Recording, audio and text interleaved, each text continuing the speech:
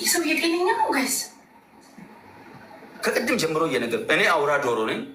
ዶሮ አታውቂም እናት? ምንድነው? ምንም አልገባኝ። እሺ ቀጥል። ከዛ ንገረኝ። እሺ ከዛስ? እኔ አውራ ዶሮ ነኝ።